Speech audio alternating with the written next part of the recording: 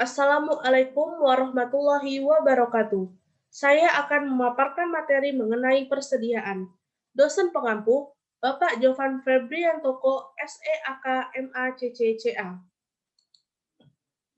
Sebelum memulai, saya akan memperkenalkan diri terlebih dahulu. Nama, Siti Rani Prastita, kelas 2 AD, NPM 0620 30 50 13 35, nomor absen 22.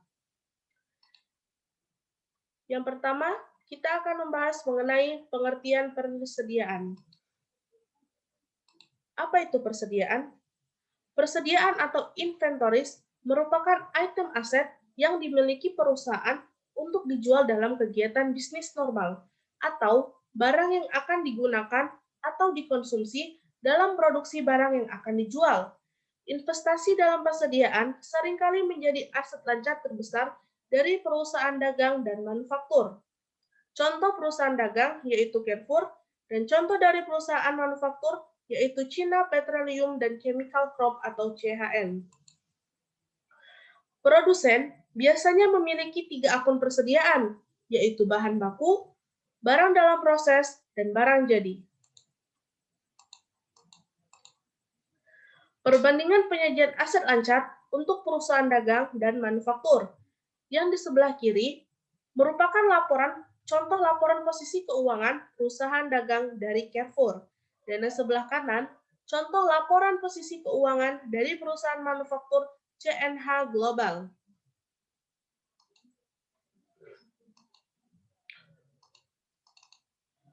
Pada setiap titik dalam proses produksi yang terus-menerus, beberapa unit hanya sebagian yang diproses. Biaya bahan baku untuk unit yang belum selesai, ditambah biaya tenaga kerja langsung yang akan diterapkan khusus untuk bahan ini, dan pembagian biaya overhead pabrik yang merata, merupakan persediaan barang dalam proses.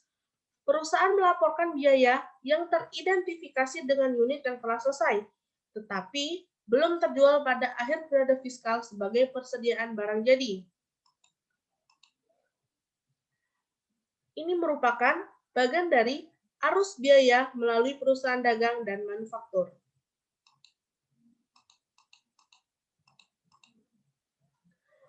Selanjutnya, arus biaya persediaan. Perusahaan yang menjual atau memproduksi barang melaporkan persediaan dan beban pokok penjualan setiap akhir periode akuntansi. Untuk menentukan jumlah tersebut, perusahaan menambahkan persediaan awal pada pembelian dalam suatu periode untuk sampai pada beban pokok yang tersedia untuk dijual. Beban pokok yang tersedia untuk dijual ini kemudian diserahkan ke persediaan akhir dan beban pokok penjualan berdasarkan jumlah barang dalam persediaan dan barang yang dijual. Ini merupakan bagian dari arus biaya persediaan.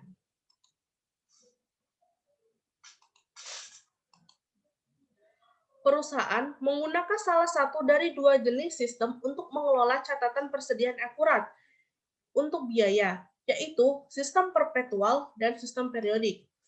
Yang pertama, sistem perpetual. Sistem persediaan perpetual terus melacak perubahan dalam akun persediaan. Artinya, perusahaan mencatat semua pembelian dan penjualan atau pengeluaran barang langsung dalam akun persediaan saat terjadinya. Yang kedua, sistem periodik. Berdasarkan sistem periodik, perusahaan menentukan jumlah persediaan secara berkala. Perusahaan mencatat semua pembelian persediaan selama periode akuntansi dengan mendebit akun pembelian. Perusahaan kemudian menambahkan total dalam akun pembelian pada akhir periode akuntansi.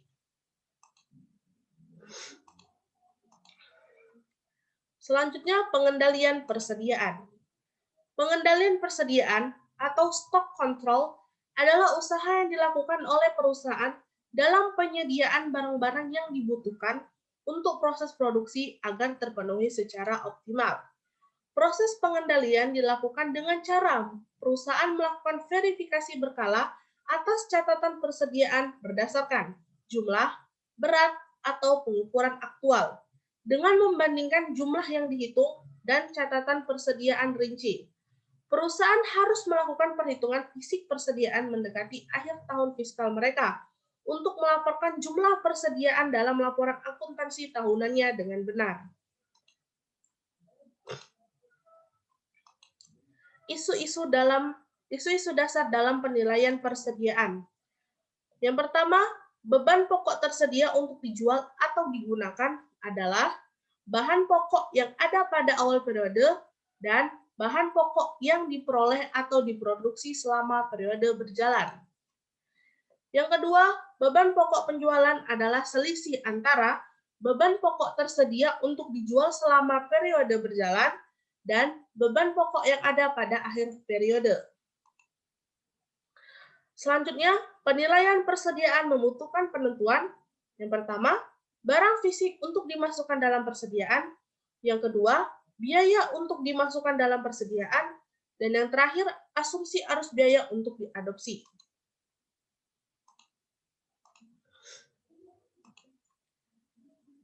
Barang fisik dimasukkan dalam persediaan. Yang pertama ada pedoman untuk menentukan kepemilikan. Nah, gambar ini merupakan aturan umum dari menentukan kepemilikan.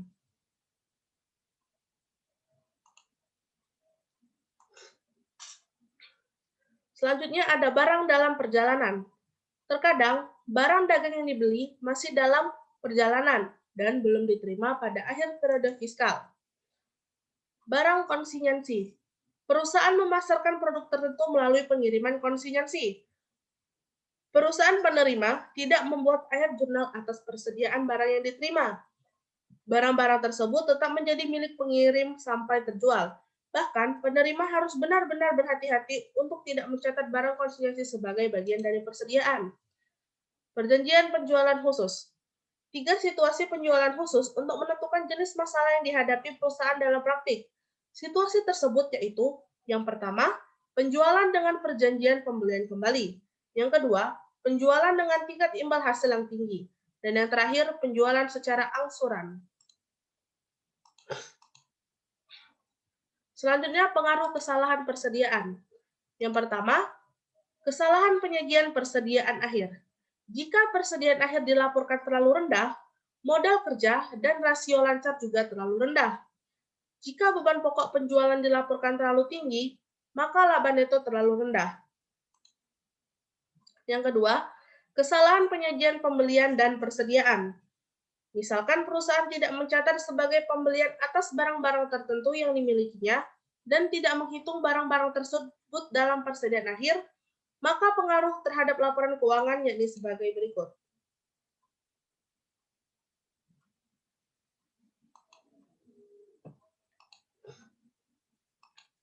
Biaya dimasukkan dalam persediaan. Yang pertama ada biaya produk. Biaya produk adalah biaya yang menempel ke persediaan. Akibatnya, perusahaan mencatat biaya produk dalam akun persediaan. Biaya tersebut umumnya meliputi biaya pembelian, biaya konversi, dan biaya lain. Biaya periode adalah biaya yang tidak langsung berhubungan dengan perolehan atau produksi barang. Biaya periode seperti beban penjualan, beban umum, dan administrasi dalam kondisi normal tidak dimasukkan sebagai bagian dari biaya persediaan. Perlakuan diskon pembelian. Diskon pembelian atau perdagangan merupakan pengurangan harga jual yang diberikan kepada pelanggan. Diskon ini dapat digunakan sebagai insentif untuk pembeli pertama kali atau hadiah untuk pesanan dalam jumlah besar.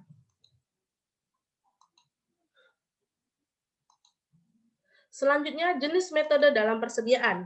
Yang pertama, ada identifikasi khusus. Identifikasi khusus dibutuhkan untuk mengidentifikasi setiap item yang dijual dan setiap item yang masih dalam persediaan.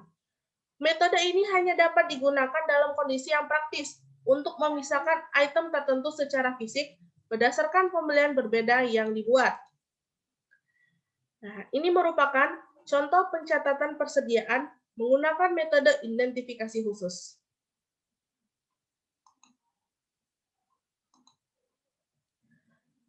Yang kedua ada biaya rata-rata. Metode biaya rata-rata memberikan harga persediaan berdasarkan biaya rata-rata untuk semua barang serupa yang tersedia selama periode tersebut.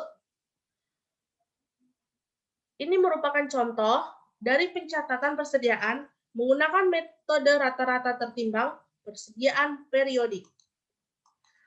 Dan ini merupakan contoh dari pencatatan persediaan menggunakan metode rata-rata bergerak, persediaan perpetual.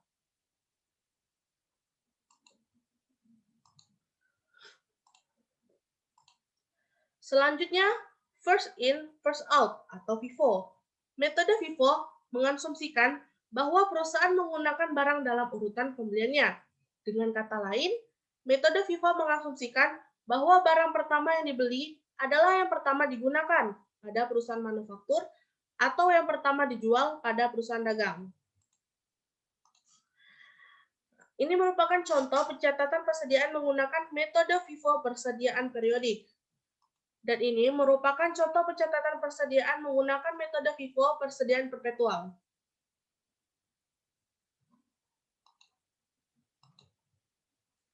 Last in, first out atau LIFO.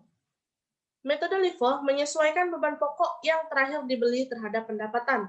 Metode ini mengasumsikan bahwa biaya total jumlah yang terjual atau dikeluarkan selama bulan tersebut berasal dari pembelian terbaru. Contoh dari pencatatan persediaan menggunakan metode LIFO persediaan periodik. Dan ini merupakan contoh pencatatan persediaan metode LIFO persediaan perpetual.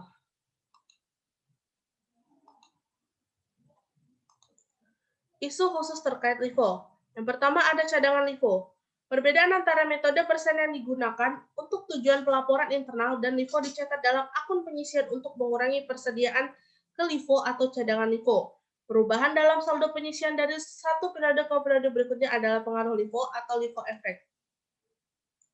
Yang kedua ada likuidasi LIFO. Metode ini menyebabkan distorsi laba neto dan kenaikan penghasilan kena pajak pada periode berjalan. Dan yang ketiga, LIFO nilai dolar. Metode nilai dolar mengatasi masalah redefinisi pol dan lapisan yang terkikis. Memilih indeks harga. Perubahan harga sangat penting dalam LIFO nilai dolar. Banyak perusahaan menggunakan indeks tingkat harga umum yang disusun dan dipublikasi oleh instansi pemerintah setiap bulan. Perusahaan juga menggunakan indeks harga eksternal yang lebih spesifik. Banyak asosiasi perdagangan menyiapkan indeks untuk lini produk atau industri tertentu. Setiap indeks ini dapat digunakan dalam LIFO nilai dolar. Jika indeks harga eksternal spesifik yang relevan tidak tersedia, perusahaan dapat menghitung indeks harga spesifik internal sendiri. Pendekatan yang diinginkan adalah memberi harga pada persediaan akhir dengan biaya kini. Ini merupakan rumus untuk menghitung indeks harga. Persediaan akhir selama periode berjalan pada biaya kini per persediaan akhir selama periode berjalan pada biaya tahun dasar sama dengan indeks harga selama tahun berjalan. Perbandingan pendekatan LIFO. Yang pertama ada LIFO barang spesifik. Menetapkan biaya atau harga berbasis unit sangat mahal dan memakan waktu. Yang kedua, pendekatan LIFO barang spesifik terkumpul. Mengurangi biaya pencatatan dan administrasi, lebih sulit untuk mengikis lapisan, dan menggunakan kuantitas sebagai dasar pengukuran, dan dapat menyebabkan likuidasi LIFO yang tidak pada waktunya. Dan yang ketiga, LIFO nilai dolar. Digunakan oleh banyak perusahaan. Meskipun pendekatan tersebut terlihat kompleks, tetapi logika dan perhitungannya sebenarnya cukup sederhana. Kelebihan dan kekurangan utama LIFO. Yang pertama, kelebihan utama LIFO. Ada pengaitan, manfaat pajak atau peningkatan arus kas, lindungan nilai laba masa depan. Dan yang kedua, kekurangan utama LIFO. Laba berkurang, persediaan terlalu rendah, arus fisik, dan likuidasi involuntary atau kebiasaan membeli yang buruk. Dasar pemilihan metode persediaan. LIFO biasanya terjadi pada salah satu beberapa keadaan berikut. Yang pertama, jika harga jual dan pendapatan meningkat lebih cepat dari biaya perolehan, sehingga mendistorsi laba. Dan yang kedua, dalam situasi di mana penggunaan LIFO telah menjadi praktik umum. LIFO mungkin tidak tepat untuk digunakan dalam situasi di mana kenaikan harga cenderung tertinggal dari biaya.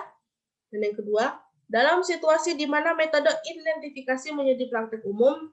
Dan yang ketiga, di mana biaya per unit cenderung menurun seiring meningkatnya produksi, sehingga meniadakan manfaat pajak yang dapat diberikan LIFO. Baiklah, hanya itu yang bisa saya sampaikan. Mohon maaf bila ada salah kata. Terima kasih. Saya akhiri. Wassalamualaikum warahmatullahi wabarakatuh.